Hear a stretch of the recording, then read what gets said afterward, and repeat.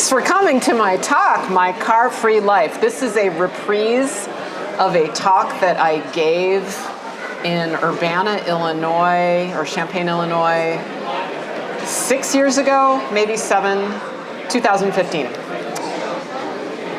I am 54 years old, and I have never owned a car. The last time I drove, it was to get my Illinois driver's license. When I got it, I exclaimed, "Good, now I never have to drive again." People ask me, isn't it a sacrifice to not have a car? No. First, I have never owned a car, and I'm not sacrificing anything. Second, a sacrifice is giving up something you love, and I have never loved cars. I hate cars. And that is my number one tip for living a car-free life, is to hate cars. Now, most people know cars are bad in some ways: carbon emissions, pollution, noise, domination of public space, enriching oil corporations, and annoying traffic jams. But that does not make people hate cars. Cars kill a lot of people. In 2001, over 42,000 people died in car crashes in the United States, which is 15 times more people than died in the 9/11 attacks. But that doesn't make people hate cars. Cars blight the landscape and spur sprawl.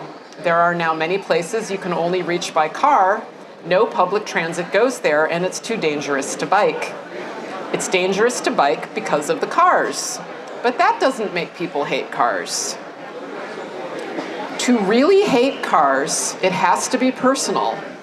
And for me, it's knowing that it's actually quite beautiful under all that pavement. Any beauty I might find in my environment is taken away from me by cars.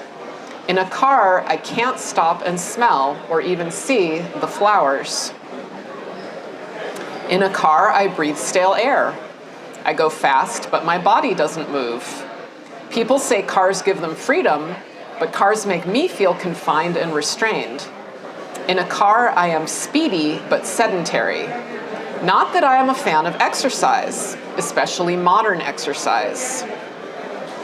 Modern exercise is an inversion of cars. You move your body as if you're going somewhere, but you stay still.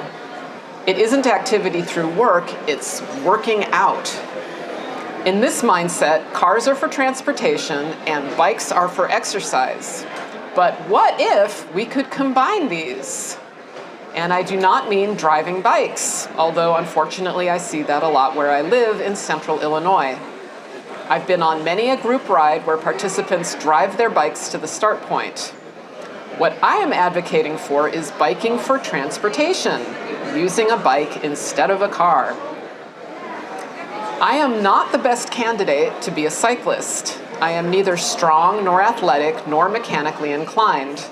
And I was even less so in 2015 when I gave this talk. Not like these intimidating Lycra guys, but you do not have to be a Lycra stud to ride your bike for transportation. In fact, there is a large and growing slow bicycle movement worldwide. But whether I go slow or fast, a bike gives me transportation and exercise. Pleasant exercise, integrated activity, engagement with the environment, fresh air, and if I'm lucky, sunshine. Here's a picture of me in 2015 not wearing Lycra, and that is my Brompton, which is a supremely practical folding bicycle, and that was my only bicycle when I lived in New York City. New York is a famously good place to be car-free. Cars are impractical there, and few New Yorkers own them, or even have driver's licenses. You can tell I wrote this before the pandemic. New York has great public transit and is extremely dense. New Yorkers walk. Champaign-Urbana, Illinois, where I live, isn't dense, but it's pretty small, and these two maps are to scale. Yet almost everyone in Champaign-Urbana drives, even for short trips. The difference is largely cultural. For example, people in Champaign-Urbana like to do big shopping trips instead of smaller, more frequent ones. And almost all the infrastructure there is designed for cars. I frequently complain about America's lack of good bike infrastructure, but it has been pointed out to me that America actually has great bike infrastructure. We just need to get all the cars off of it. In spite of no subways, Urbana has been better than New York for my car-free life because I get more space and therefore can have more bikes. This is a photo of my garage 7 years ago. Notice the Tour Easy. I started riding recumbents in 2014 because they're more comfortable than conventional bikes. Cars are way more expensive than bikes, even fancy bikes, so I've actually been saving money by never owning one. Shortly before I delivered the first version of this slideshow almost 7 years ago, I decided a lifetime of never owning a car was justification for purchasing my first Velomobile, which, as you probably know, is a recumbent tricycle with a full fairing. I bought mine, which is a mango, Sinner Mango from the Netherlands. I bought it used in Jackson, Mississippi, to which I traveled by train on the city of New Orleans, and I had a completely car-free midlife crisis in 2015. All I had time to say about Frosty the Velomobile in this slideshow 7 years ago was that, quote, it goes fast and is hella fun. But since then, I've put over 11,000 miles on Frosty. I've also put red retro reflective dots all over her. And I've really gotten into recumbents, which have changed my life. I am no longer in the slow bike movement because I go faster now, because I'm fitter, because I ride more, because I'm so much more comfortable and my wrists and back don't hurt. This is what's in my garage now. In the front, you see the Mango Velomobile. Behind it is a Tour Easy. Behind that, Tie Rush. Behind that is a custom purple long wheelbase from the late 1990s. And behind that is a Lightfoot Ranger. And behind all of my vents, you can still see my Brompton. And by the way, I buy all of my bikes used. So these are all used classic bikes, all no longer made, except for the Brompton. Not fitting in my garage because my mom keeps her car in there is my sociable tandem Quadrabent, which lives in another friend's house, and this Calfee Stiletto, which lives in our guest room. I'm still as car-free as ever, but I increasingly ride for reasons other than just transportation. In fact, 2 weekends ago, I rode Frosty the Velomobile in my first ever bike race. And I got my first ever athletic trophy, which is so outside anything else in my life history, it's almost surreal. Even if I did happen to be the only competitor in the women's 50 to 59-year-old category of the Tour de Charleston Metric Century. In conclusion, if you like cars, a car-free life probably isn't for you. But if cars aren't making you happy, I can attest that living without your own 2-ton polluting death machine can be done. And if you go car-free with recumbents, the rewards might go beyond what you ever expected. Thank you for coming to my TED Talk. Does anyone have any questions? I had trouble hearing that. How much faster is the Velomobile than standard recumbent trike? Well, I don't have a standard recumbent trike to compare it to. I will say that my Velomobile is not a super fast model, and that so I have a Tie Rush, and I average about 15 miles an hour on a decent ride in the summer on the Tie Rush. I average about 15 miles an hour in the Mango. So, you know, they're comparable. On the other hand, I can ride the Mango when it's windy. And where I live is very flat, and wind is a real problem, so is cold. I got it specifically to manage cold, so I could extend my riding season. There are other much faster Velomobiles, and also I ride it open, so I'm not getting the aerodynamics of a roof. I used to think it went a little faster. I don't know. I mean, I've changed. I've gotten a little bit faster, but in the wind, it's incomparable. What's your cargo system on the Velomobile? Oh, cargo system on the Velomobile. Stuff lots of things in wherever you can. That's my cargo system. Because it's a Mango Sport rather than the original Mango, it has a little bit less room in there, but it carries more cargo than any of my other bikes. How many Trader Joe's bags can you fit in there? How many what? Trader Joe's bags can you fit in there? How many Trader Joe's bags can I fit in there? I mean, everything gets smushed in there because it's irregularly shaped. So if I really wanted to pack the Velomobile right, I would use a lot of bags that aren't fully packed and I would smush them, or I would unpack. Like when I've done shopping trips in there, you can't just, the square shopping bags aren't the best way to pack it. Taking things out and pushing them. I mean, it can hold a lot of stuff, but you have to conform the stuff to the shell. I'm sorry that there are no Velomobiles here.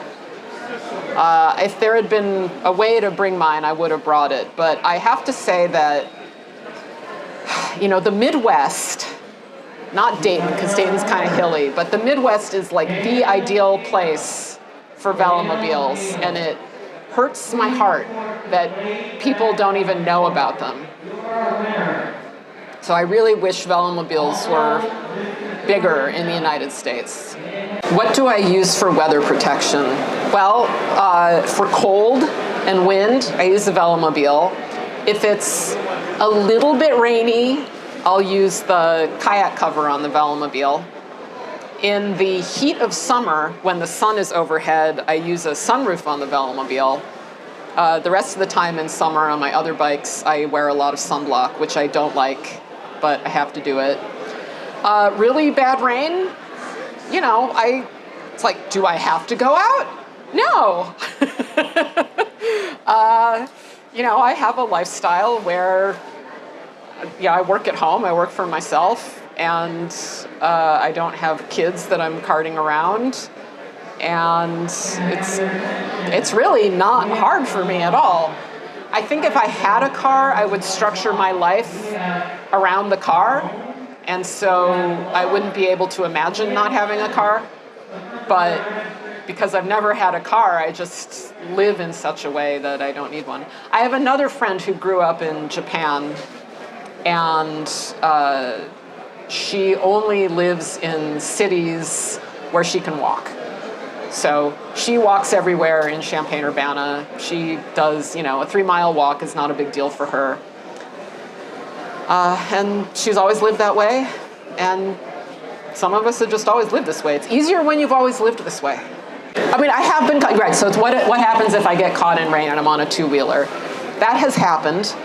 I seek shelter, right? It's like, there's a barn, I'm gonna go to the barn. Or, I'm either like out in the country where I have to seek a barn, or maybe there's no barn, but there's like a stand of trees. I did that recently.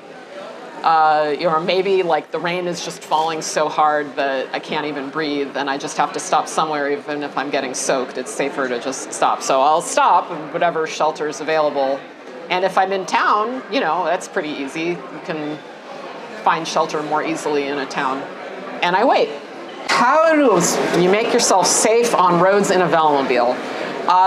My Velomobile, let's see, is covered with red retroreflective dots, which for the most part make it more visible, certainly at night. I don't really ride at night, but if I did, anyone with headlight would see it. I also have, I use daylight blinkies on all my bikes. So a white front blinky and a red rear blinky.